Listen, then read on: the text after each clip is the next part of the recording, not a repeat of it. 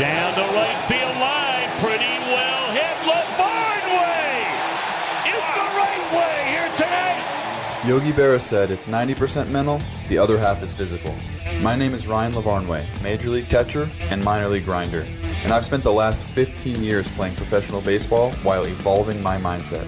I'm fascinated by optimizing that 90%. In this show, I'll talk to elite athletes and mindset coaches about what makes them tick and how they've overcome obstacles in their own careers on the way to finding success. This is Finding the Way. Hey guys, welcome to Finding the Way. This is Ryan LaVarnway, and today I have a very special and unique guest, Joshua Shorts. He is the anchor for the local Fox station here in Denver, and he's a good friend of mine. We hang out, we had breakfast the other day, and he was telling me about how he grew up in the south side of Chicago, single mom, had none of the advantages that a lot of people just really take for granted in his life, and he had an amazing, hard-to-reach goal, just like I did in athletics, and he is one of the very few that has been able to accomplish that goal. So I'm excited to talk to him today because I think he's the perfect guest for this, where we can talk about mindset, overcoming adversity, and even though he just told me he has 0 athletic bones in his body, he still accomplished something that millions of people out there want to accomplish, and he did it on purpose. He overcame adversity to get there. Josh, thank you so much for joining me today. Hey, Ryan, thank you for having me. I am honored. I am privileged. You said unique and special for me. I did not anticipate those words. So thank you for having me. I am so excited to help inspire folks. You inspire people every day in what you do. So to be a part of this and to lend a helping hand in some way to our community, it's just, I'm looking forward to it. I'm excited, man. Thank you. And to add a unique perspective, which I think is the biggest value you bring to this episode of this podcast, talk me through growing up on the south side of Chicago, single mom, you had a twin brother, sister that's 14 years older than you and helped kind of raise you. What do people like me who grew up in Southern California, 2 parents, what are the things that I don't even think about that you had to go through, that you had to overcome, that were not advantages that I had or that 100,000 other people had, that you came in this situation? What was different for you? I don't want to misguide anyone who's listening, but I think that it's important for me to say that, yes, grew up on the south side of Chicago, but even though I did that, even though that was part of me, part of my history, I wouldn't say I grew up poor, or I wouldn't say I grew up in a slum. It was a beautiful area of Chicago on the southeast side of town, and lived in a bungalow. Had my great-grandmother and my grandmother in my life, and my single mom, as well as my twin brother and older sister. So I was able to grow up having that as a foundation. A lot of people aren't able to have that nowadays, which is weird because I think a lot of people grow up wanting that, seeking that, looking in other places that they shouldn't look for that love, that genuine care. And so I had that growing up. And so I'm lucky in that regard. But as you said, Ryan, I also grew up disadvantaged. And so I knew that I had the cards kind of stacked against me, and my brother as well. You would see commercials. I remember my mom would always watch court shows along with my grandmother as well. And there would be commercials, and they would always talk about statistics that if you're watching this and you're growing up in a single family home, more than likely your child is not going to make it. Or if you are a young black boy watching this right now, you are going to more than likely end up in jail or dead before you're 25. All those things were said to this 10-year-old, and you kind of start to believe it. Like, there's a part of you that you start to believe, man, is this going to happen to me too? Not is this going to happen, because you know that there are people that you go to school with and that live on your block who live exactly what those commercials say to you. And so for me, it was about, I don't want to have that lived experience. It's actually interesting because when people grow up in these situations that I grew up in, where you have everybody and everything just against you from the outset, you have no chance from the outset. It's like you're already down 20 points and the game hasn't even started. I just felt there was something in me. There was something in the way that I was raised, that I was reared, that I was brought up, that said, you too can do this. You just have to find a way. And that was how my family grew up. That's how we all were raised, is that we were raised on faith and the idea that you could do anything so long as you do things the right way and treat people around you kindly. When you do those things, everything else lines up. And for me, I was lucky enough to have that as a as a beginning, as a starting point. And for me, the hallmark of my family, the matriarch, was my great grandmother. And she made sure that she raised us right. My mom was always working. And so for her, it was playing that motherly role along with my grandmother, along with my sister. We had women raising us, which is why to this day I can always admit that I'm wrong, because I know I'll never be right in a situation because of the way that I grew up. And so I am just lucky. I want to stress that even though I came from where I come from, I am lucky. I am blessed. I understand that this could look totally different for me. Now, the fact that I'm even talking to you, I have to think about, man, I don't think that 15 years ago I saw this for me. So let's explore it a little more, because you say your great grandmother, your matriarch, wanted to raise you the right way, and it was a foundation of what sounds like to me hope. They gave you hope that you could change your stars or you could change your lot in life. What does it mean to you to do it the right way, or what was that hope embodied in? What gave you the hope? Did you have a family mantra? Did you have things that you did to develop that hard work ethic where your mom was always working, she was always providing? What did that mean for you in your head as a 10-year-old boy? I think that we always knew that we found a way out of nowhere. There was a song, actually, a gospel song that had those words in it. And I remember my mom would listen to it, and she lived that way. She says that no matter what happens, we're going to find a way out of no way. And there was a point in I think when the moment we moved, so we lived on the southeast side of Chicago, the south side, but particularly the southeast side known as the South Shore community. And we all lived, my great grandmother, my grandmother, my mom, my sister, myself, my uncles lived in this bungalow home. And there was a point where my great grandmother passed away. And she always made sure we did things the right way. We didn't know any other way. You know, we grew up and was raised, I say in the church loosely because we didn't go to church every week, but we were the faith that we had in our family is how we were raised, that we were raised on the things that you can't see, but you still believe. That's how we grew up. And so when we were able to move from the bungalow home to Inglewood, that was somewhat of an adjustment for us. And it was only my brother and my mom and my sister at the time who moved to Inglewood. And that was the first time I remember thinking to myself, is this what my life is going to be? Is my life going to be without my great grandmother now, moving every year because my mom has to figure out how to put food on the table, and the most affordable way to do so may have us moving around? Will we be nomadic? Will we be that? Will we be that? And I don't know. At one point, I think I said to myself, this is going to be our lives, because we ended up moving 6 months later after that to Marquette Park. And when we were in Marquette Park, I said, how long is this going to last? And so I always had the question of, will I make it out? Will I make it past what is already, what some would say is set for people who look like me and people my age? But my mom and my sister, because I always use my sister. She was a second mom to us at this point. She was 14 years older, so she's like a second mom. She would always ensure that we did things the right way, and that if we do that, if we only did that, everything else would follow. Everything else would make sense, even if in the moment it didn't. That if you did things the right way, right will come to you. And that's something I remember my mom always saying. And that's something that I looked up to my sister and my grandmother and everyone else in our family, because those who did the right thing the right way ended up having right or good come to them. My cousin was the first person in our family to graduate college. And I knew at a young age, I wanted to graduate college. At the age of 10, 11, 12, going into high school, I didn't know what I was going to go to college for. I didn't know what that was going to look like. I didn't know if my brother and I were going to end up working together. He was going to be an architect and I was going to be an actor. That's how we thought about ourselves growing up, because that's what people said we should be. And then we slowly carved our way into our own futures because we knew that we could do that. We got permission. We were told by our family members that it's okay to dream, even though people who look like you may not dream, or their dreams are nightmares. It's okay to dream. And that alone is what made us who we were.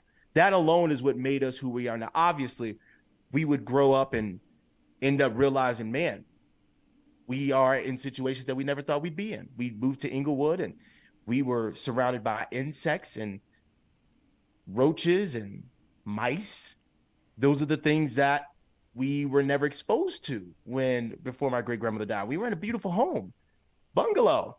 We lived the life. And then we moved, and for the first time, we faced adversity as children.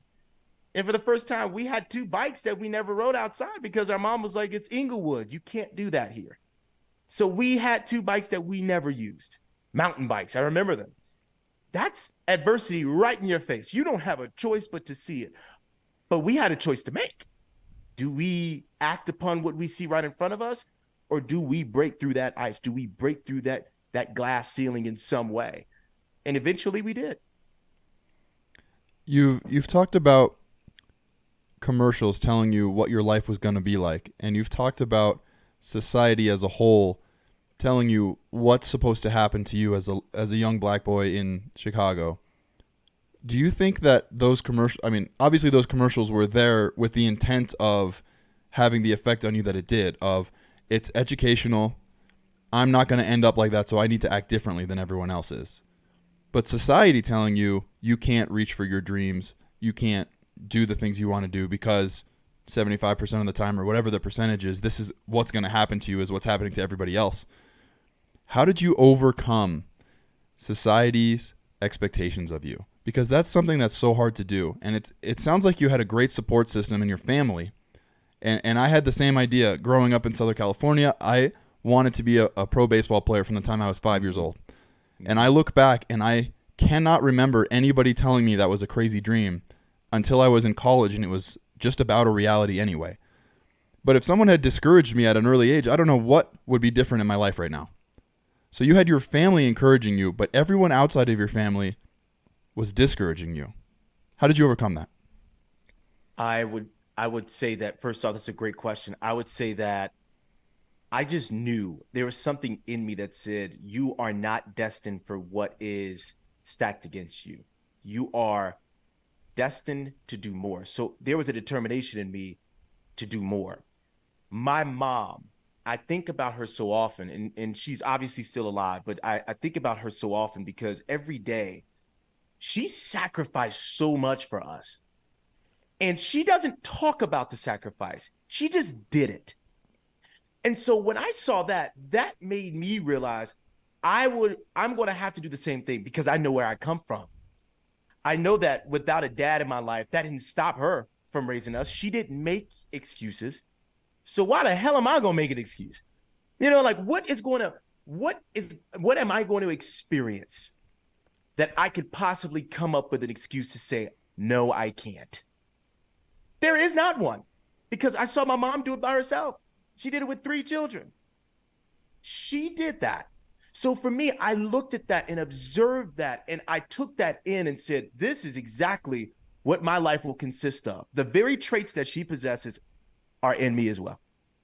And so from there, going into high school, I didn't know exactly what I wanted to do, but I knew that there was going to be adversity there, just like growing up for me. In microcosm, it was my life. High school was my life. I didn't play sports, as you so eloquently pointed out at the top of the podcast, Ryan. I did play sports, but at the same time, I was around it because my brother played. And so I found a way to be close to him because of what he did. But I also knew I had to do something. I couldn't be around him and be under him my entire life, unless that was my destiny, which at the time was unclear. And I would always think about what my mom would always say: you are going to be great at whatever it is that you do, but figure it out. And when you figure it out, you'll know. Because for me, I knew I had a passion for a lot of things, but what made me happy was watching my brother and being on the sidelines and talking out loud as he was playing basketball. And I remember saying to myself, what if I decided to do something in sports? And my brother said to me, you should. You're good at it. You're always around it. You're a sports fanatic. You should do something in that. And so that's where it started for me. And when my brother said to me, you should do that, that said a lot to me, because he and I went through the same thing, the same adversity of people saying you shouldn't or can't or won't do anything. And yet he said, you should do it. And that's where the interest was piqued into broadcasting for me. Eventually, I got into news, but that's where it started. But again, when you're at school at 5 a.m. and you have to take 3 buses in order to get to school on time because you lived in the suburbs and you didn't take the CTA because the CTA didn't run that early, so you had to hop on the Pace bus. All those things were a part of the growing pains that made us who we are. Those are the sacrifices that I said, well, I got to get up at 5 a.m. with my brother because he's got to go to practice. And my mom always wanted us together. So that means I've got to get up with him and then do homework at 6 a.m. in the hallways of the school because that's what I had to do while he was practicing. That was a sacrifice. And I never thought twice about it because that's how we were reared. That's how my mom said, you've got to go about life making sacrifices. And I had to make a sacrifice for my brother who played sports. But I never complained. Never once complained because I knew there was an end goal to all this for both he and for me. What sport did your brother play? He played basketball. He played 2 sports. He played football and basketball, but he always, when we had freshman, sophomore year, he had to get to school early for practice. And so we had to get up at 4:30 so we can catch the 5:15 pace. And those pace buses ran every 30 minutes. So if you missed the pace bus, you were late for practice, which happened a couple times. But that's part of the adversity, and people understood that. His coaches understood that. And my brother, who not only played basketball, but played football too, it was the opposite. He had to stay at school later for football practice. So I was in school more hours those 4 years than I was at home. Wow. I remember getting home at 9 p.m., going to sleep and waking up and doing it again. There was a point for 2.5 years, I took an AP course that we were doing homework at school or in the car, and we didn't have a choice. We had those sacrifices to make. I'll tell you this one story, Ryan, now that I think about it. I think it really hit us hard. We had Sergeant Dan Lawson. He's a JROTC instructor at our high school. He was like a father to us. We never really had that father figure. It is easy for my mom to do what she did as a single mom. She made it look easy at least. But for him to come into our lives at the time that he did, which is around our sophomore year, is when we really began to see what it meant to be a man. And that included making sacrifices. That included doing things that at the time you may not understand it, but it was for the betterment of the people around you. So we learned what it meant to be selfless and humble and respectful, because we were at an age where we didn't necessarily agree with our mom, who was very hard at the time on us, very overprotective. We didn't agree with everything. But we had no choice but to, because that's the respect that we had for her. That's what she expected out of us. So one night, we were at the school, one of these late nights because of my brother's practice or what have you. And my teacher, who is like a father to us, dropped us off at our apartment in Marquette Park. And we never stayed at school this late. This is the latest we ever stayed at school. We didn't leave until after 9 o'clock. And we got to our apartment door and it was ajar, and we didn't know why. And we knew our mom didn't get off until midnight. And so we're like, what's going on? And we opened the door and we saw that our apartment was ransacked. And I remember in that moment saying to myself out loud, why God, why us? And my brother said, don't ever question God. He said that to me. And my brother wasn't, again, we didn't wear faith on our sleeves at that age. So when he said that to me, I remember stopping and saying, you're right. And my mom, we called her. She got home. She worked 6 minutes away. She got home and she says, they could take everything else they want.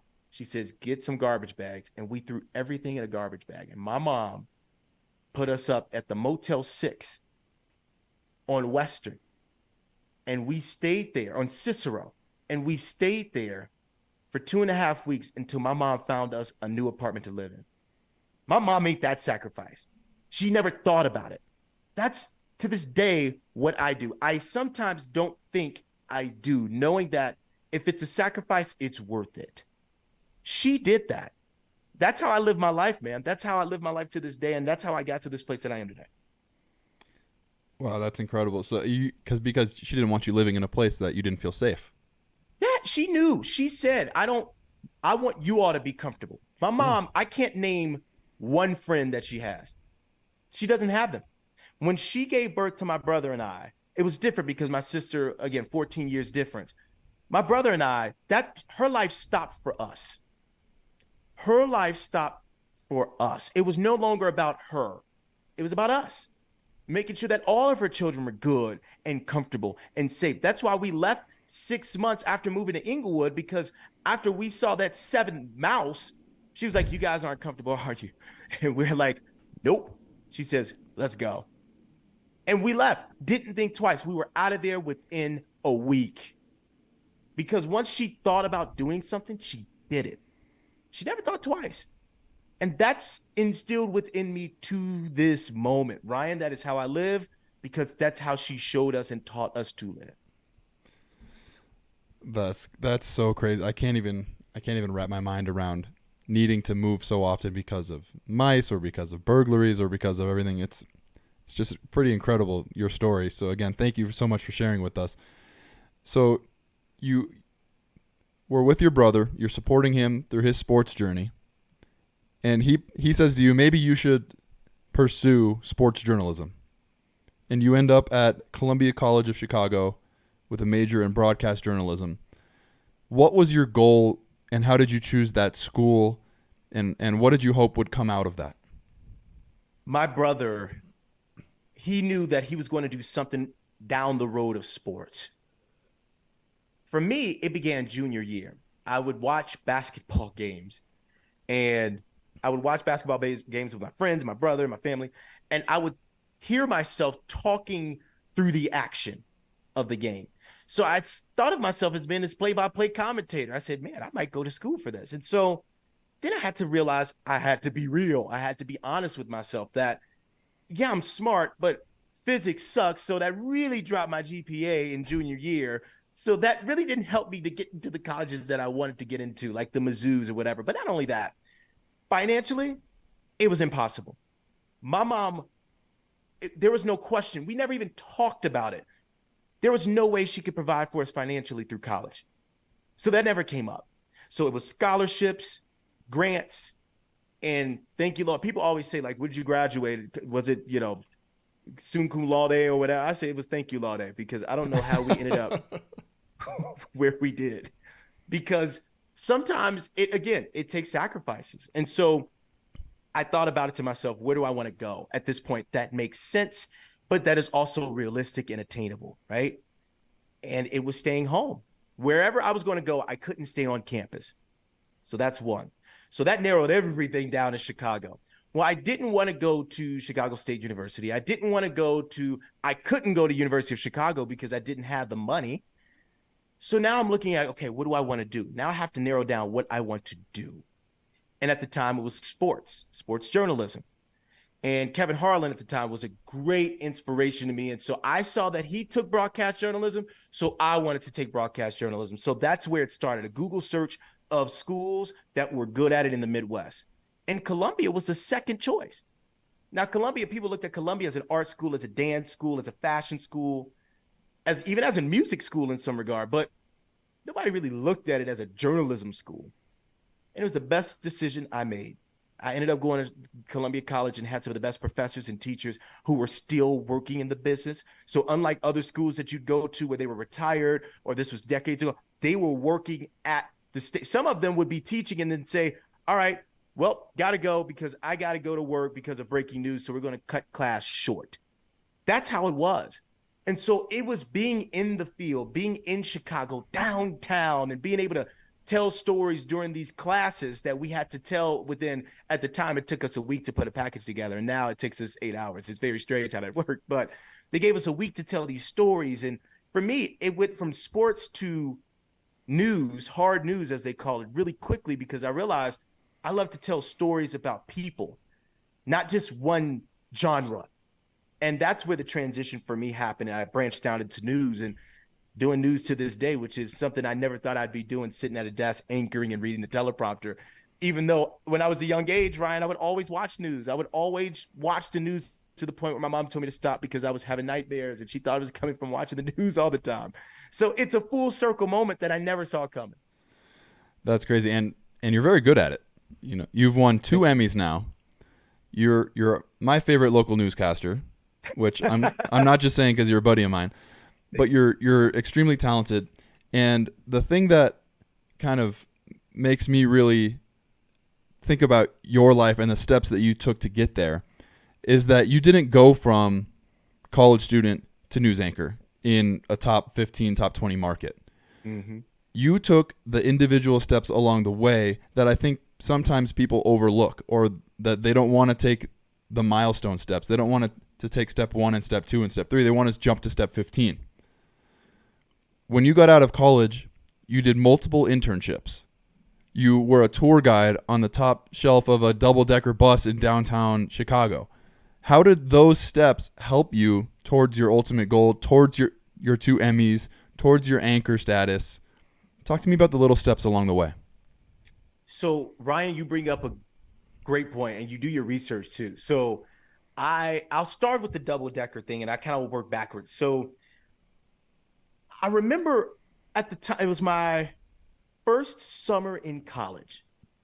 So it was my first summer. So I would say this was after my first year. So this would have been 2014, the summer of 2014. I wanted to get a job. And I wanted to get a job because I was broke and I did not want to be living as a sophomore in college. And, you know, it just didn't feel right to me. And so I made the decision to look for jobs, and I began to do internships and little things. Like I worked as a play-by-play announcer for the Chicago Steam, which was an ABA team at the time in Chicago. And they would pay me sometimes, and then there would be times to say, well, you didn't sell us any tickets, you didn't help fill seats, so we can't pay you. And I remember saying, I don't want to do this. I don't want to do a job and then not know if I'm going to get paid for it. I can't do that. And an announcer friend who used to do the games as well said to me, you're better than this. You need to figure out what other hustles you can do. So then I started going to local high school basketball games and calling the games for them. And so the IHSA at the time in Illinois, I would get a check from them sometimes, but it'll only be $50. So it was just getting me by, but I was always looking for a job. I was always hustling. And so that summer, I said, I got to do something where I know I can clock in and clock out, right? Where I knew I wouldn't have to question how much I was going to get paid. And there was an opportunity that came up to be a ticket agent for this, at the time, renowned double-decker company. Gray Line is what they were called, Gray Line Bus Tours. And downtown Chicago on Michigan Avenue, they'd have us at 13 different spots, depending on where you were, whether it was the Water Tower, the John Hancock Tower, or if it was at on Michigan Avenue, if it was at the Shedd Aquarium, Art Institute. You'd be based in one of these places, and your job was to stop people, tourists, and to get them to want to take a double-decker bus tour that was 2 hours long. Mind you, the buses were shitty. The trolleys that we use, trash. But it was my job to persuade people to buy a ticket, to convince them this was a tour for you. And so that's where I began to become more of a people person. I was shy growing up. So I began to talk to random people from all parts of the world. I began learning how to say hello in different languages just because. And so for me, it was always a work ethic of, okay, I'm going to get this, even though it's going to be nearly impossible to get this. You know, I got to leave here with something. That was my motto in my mind. And so that's how I treated that entire summer. One day during those ticket agents, and we was out there in the rain, snow, whatever it was, later that summer, I'm out there and it's cold, it's blustery. And 2 tour guides took the day off. Well, in the touring industry, next man up, and they asked me to do a tour. And I said, quote, I don't know anything about downtown Chicago. I grew up on the south side of the city. I've never been downtown but 3 times in my life outside of going with friends, but I only went to one part of downtown. I don't know the city. They were like, well, just try it. It's only one bus tour. You do 1 tour around and that's it. Just 2 hours. Do your thing. You're personable. You're amicable. Do it. Long story short, did a tour. And for the first time in a year, TripAdvisor had 2 new reviews about Gray Line bus tours for the first time in a year. And both of them were about me and the fact that they said we had the best time on those buses, and that this guy, this young kid, they think my name was Justin at the time. It was Josh. Thank you to the people with that review. But they said he made it so memorable. And they said, you're not going to be a ticket agent anymore. Welcome to being a tour guide. Here's a script. I practiced the script, and I realized really quickly I didn't like reading the script, but I learned about the city and I made it my own. And that's when it became easier for me to do this thing on a microphone, even talking to you, because I had practiced for 4 years on a double decker, both in the summer and in the cold winter. So that during college, along with several internships in newsrooms, sports newsrooms, and journalism related stuff as well, I was able to practice this craft that I became so passionate about, that really started senior year in high school when I went to Doha, Qatar. And I remember wanting to tell the story about people there, and people here in the States were like, be careful, you're going overseas in the Middle East, wear a vest because you may not come back. They made all these jokes. And when I came back, I said, they were the nicest people. In fact, there was a kid my age, because we took Arabic in high school. It was Arabic and Chinese. And so that was the impetus for the trip there. A kid who went to the school there, who we were working with in this cultural exchange trip for 2 weeks, asked me, you're from Chicago. Do you know Kanye West? I'll never forget that question, because I didn't know one thing about Doha, but he knew about Kanye West. So I came back wanting to tell stories about them and get rid of the misconceptions and preconceived notions about them. And from there on, through college, is where the storytelling passion began. That's where it started. And I knew I was going to end up at a news station. So those small steps along the way, after graduation, a week off, and then right into my first TV news job ever in South Bend, Indiana, I knew it was a sacrifice. I knew that I couldn't have any weeks off, because 1 week off could mean one job at that time. So all of that, all the stars aligned, and it just worked out. Lucky for me. Lucky for you, but luck favors the prepared. So good job doing all of the right steps. Good job working on all of the things just so that you could get lucky. I think you can take a little bit more credit than that. So it's funny. It's funny you say that, because like, I was raised to always be humble. I was raised to be this person that expresses humility, believing in something that's bigger than yourself, right? And so that's how I was raised. But there are times where I look back and I'm like, damn, I did the thing, you know? So as you're in the news station, you're coming into people's homes every night, sharing them the news of the world, giving them your perspective. I know you told me that you're just supposed to report the facts, but inevitably your opinion will come through in a tone of voice or in the way you shape the story. How do you view that responsibility, and what pushbacks have you gotten on some of the stories that you choose, or how do you choose your stories when you're bringing the news to the people every single day? I will get to that last part last, because that is a great story and actually one of the reasons responsible for my first Emmy. But I want to go back a little bit and talk about some of the best advice I got from just interning with different people. Brad Edwards, he is a awesome journalist. And I don't know another word than awesome at the moment, because if he listens to this, he's going to be really disappointed. I couldn't think of a better word, because that man is a wordsmith. If there ever was one in the TV business, is Brad Edwards. And so Brad Edwards, who works at CBS in Chicago, where I interned at one point, I never got to work with him closely, but afterwards we got a little bit closer, and he would always give me some advice here and there on my stories and my writing as well, because writing is important in this business. And I don't think people at home realize the importance of writing a story. He said to me, I'm going to put it in a cleaner way for our listeners. Leave the BS at the door.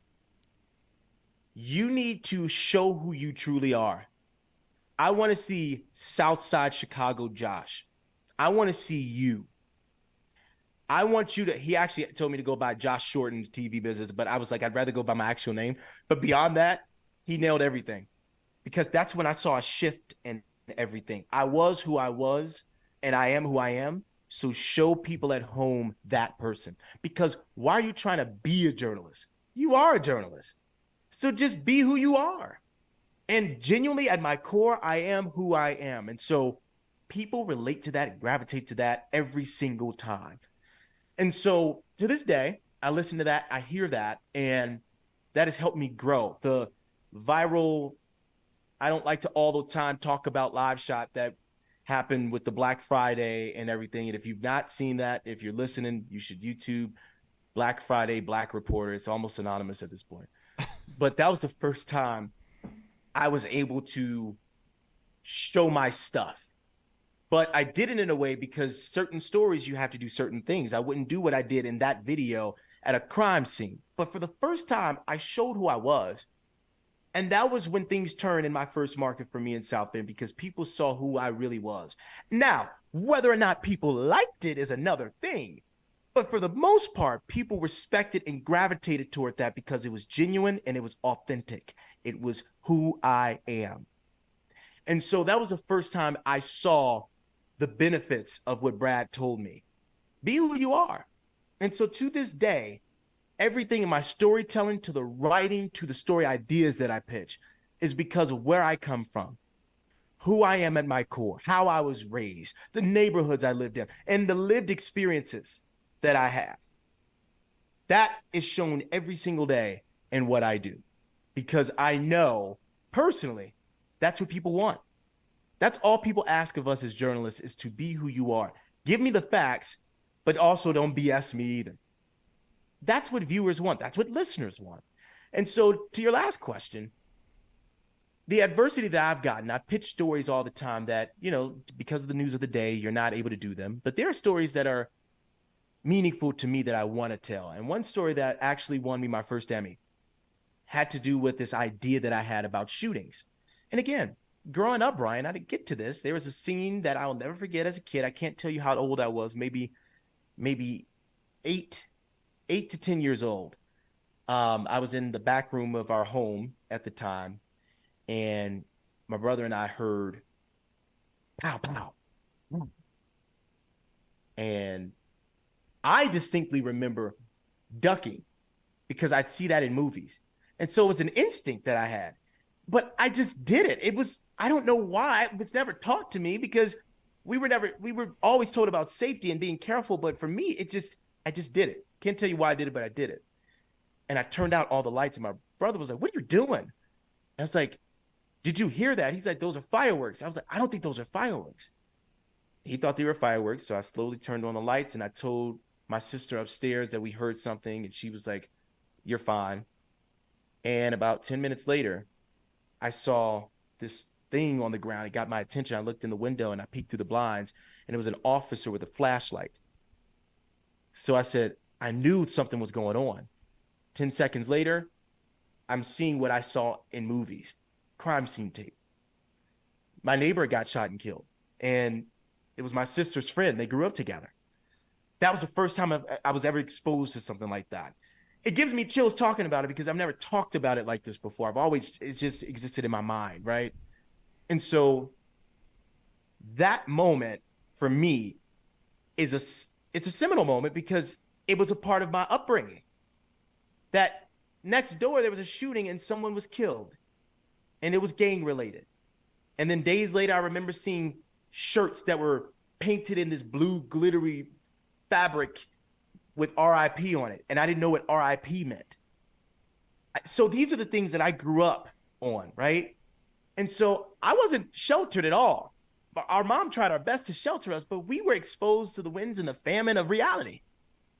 And fast forward several years later in my newsroom where I wanted to do a story on shootings in South Bend, Indiana, I remember saying, look, we talk every day to the victims.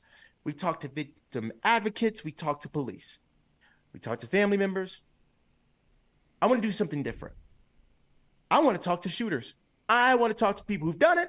I want to talk to people who pulled the trigger. And there are some in my newsroom who were in positions that said yes or no to the story, who were like, well, we haven't done this in a while. We've not done a jailhouse interview in 20 years, or good luck, or yeah, well, let's work on that, but here's what we want you to do. But I knew what I wanted to do, and I knew I could do it. And now you've got that part of me tapping in where my mom would always say, there's always a way. Find a way out of no way. And I said, I'm going to find a way. And eventually I got everything that I needed to tell a story using 3 people who've been to jail, 1 who was still in jail when I did the interview via Zoom. And that got me an Emmy. I don't say the story for the Emmy. I say the story for the fact that I was able to do something that I had my mind set on, that no one else understood, that once the story was told, perspectives changed. And it just so happened to win me a trophy. And it was you being your authentic self, doing what you believed in, which I think is so important for people in their own lives to take. Like, what do you believe in? Who are you? And that's the message you've been sharing for the last few minutes, which I'm so grateful for you sharing that. Before I let you go, I always ask everyone at the end of the episode, if there is a kid right now that wants to do some of the things that you've done, or if you could talk to young Joshua and he has big dreams, what's the best advice that you could tell him?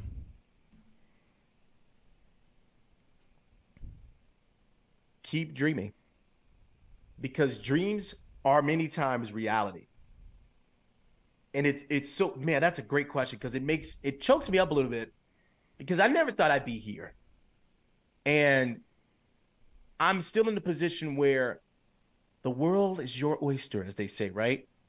But it is so true.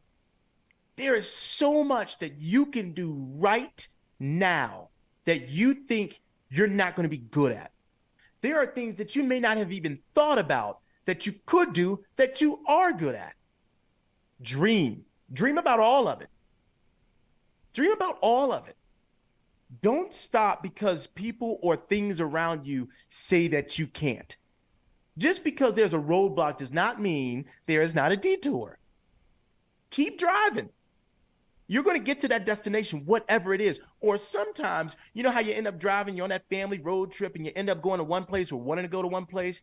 And then all of a sudden, another place pops up. You're like, I got to check that out. That may end up being the ticket for you. Never stop dreaming. Never stop driving. Keep going. Don't look at a roadblock or hazard lights as a reason to stop. Slow down. Look at what's around you. Make sure that you don't hit any potholes. And if you do, it's okay. But keep driving, because there are going to be destinations that you stop and pause at. Destinations are not always the end goal. You may stop and take a pause and a rest and say, this is awesome, and take it in. And that may be for a year. That may be for a month. That may be for a day. Take it in, learn from it, and then keep driving. That's my advice I would give to my young self, because there was a point as a young kid where I just did not know or believe what I would end up doing.